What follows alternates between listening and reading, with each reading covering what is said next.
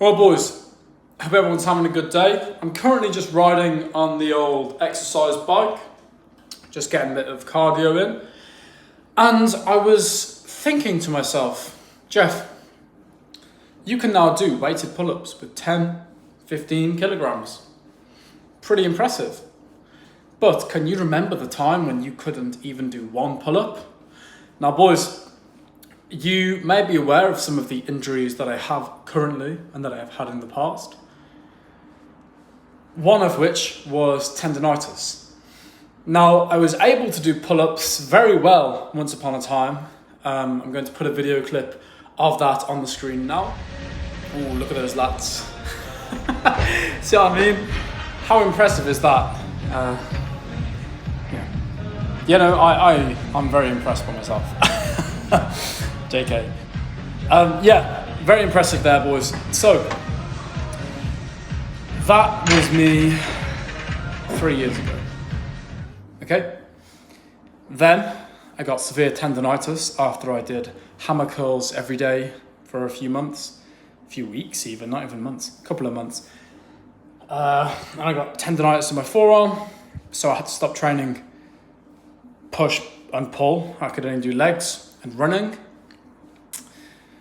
And then I tore my meniscus.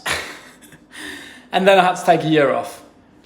And it was only really in January of this year that I was able to start lifting weights again. However, my forearm, the tendonitis, healed before I'm just figuring out how to hold you boys. The forearm healed before the meniscus tear, obviously, which meant I was able to start training chest and back before I could start training legs again. This led to me deciding which areas of my physique would I like to improve the most. Definitely pull-ups. Pull-ups lead to massive biceps, a nice thick upper back. You can also use them to target your mid-back as well. Forearms, stronger grip. There are so many benefits of doing pull-ups. So I decided to myself, why would I not do pull-ups?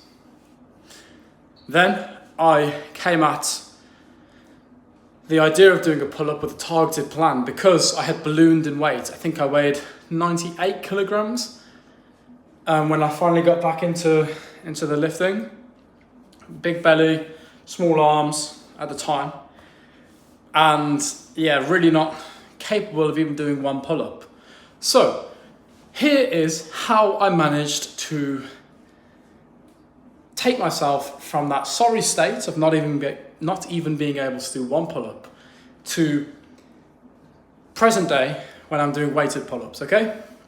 And this is over the course of around a year ago is when I started doing this. So you can see here on this clip that I was doing pull-ups, but I was keeping my feet on the ground.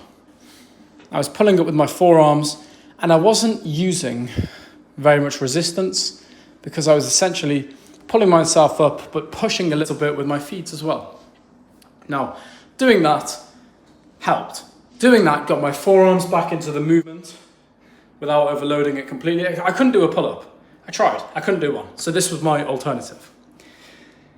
Then I did that for around, I want to say about a month of doing that. And then a month later, I decided to start taking my legs away. So I do pull up, crash, back on the floor.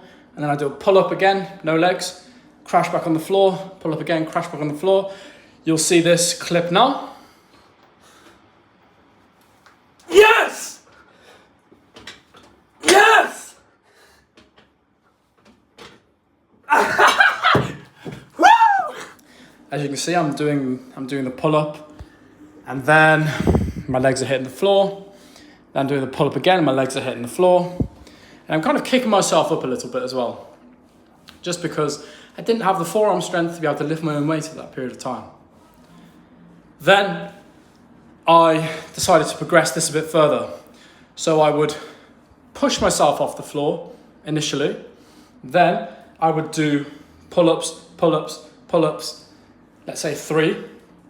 And then once I started failing, I'd start, failing with regards to not having to touch the floor. I would touch the floor, leap up, hold myself above the bar for 1 second, 2 seconds, 3 seconds, however long I could do it. And then I would slowly bring myself back down to the floor. And I'd jump up again and hold myself, and hold myself, and let myself come back down slowly. And in doing this, I had my body adapt. I had my body get used to that time under tension when you're doing a pull-up.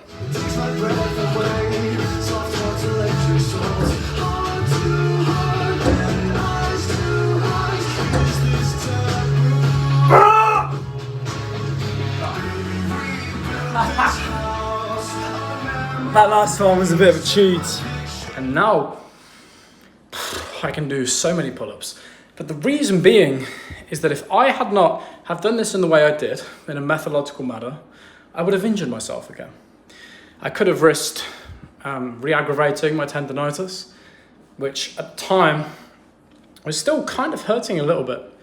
Now I have tennis elbow, but that's totally different, but it's the same sort of problem, but not due to the pull-ups, thankfully.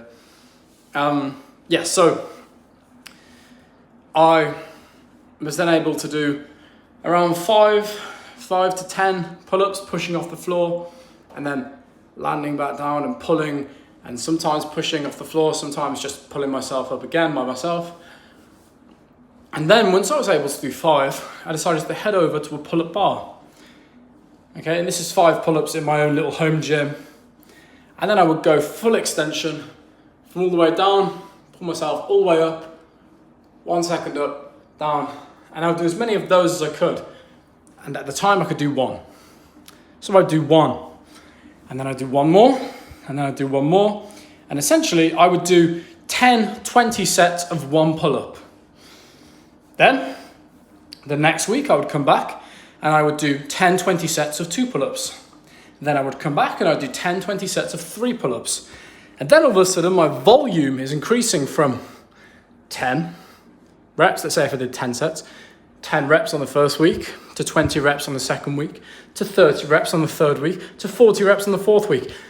And then by the time week 5 comes around, you can probably do around 5 pull-ups without any touching the floor, just using your own body weight. That is how I learned how to do my pull-ups again. It was an incredibly long-winded journey, and it can be very disheartening because you want to leap back into it and throw 20 kilograms between your nuts and do some weighted pull-ups, pull yourself up, scream and groan and whatever, and I get it, but unfortunately you can't always do that. Sometimes you have to take it a bit slower, and ultimately I am glad that I did. It gave me the time to recover that I needed, and it ensured that I got my body back into the groove of lifting weights after a year off of it. And ultimately now I'm still able to do pull-ups, no tendonitis, no problems. My forearms are not quite as big as they were pre-injury. My back's not quite as well developed as it was still, but I'm almost there. Okay, and that's because of how I'm training now. So yeah, I'm very happy with it. I just wanted to give you guys an update on really how you can get back into doing pull-ups after an injury, because a lot of guys don't know. A lot of guys will just think, yeah, I'm back in the gym, I'll hop back into it. Not worth it, boys. Really not worth it. So I hope you found this useful. If at least one person found it useful, then I'm glad I put it out there. All right. Thanks very much for watching, boys, and I'll see you all tomorrow. Hasta mañana, mis gringos. Adios.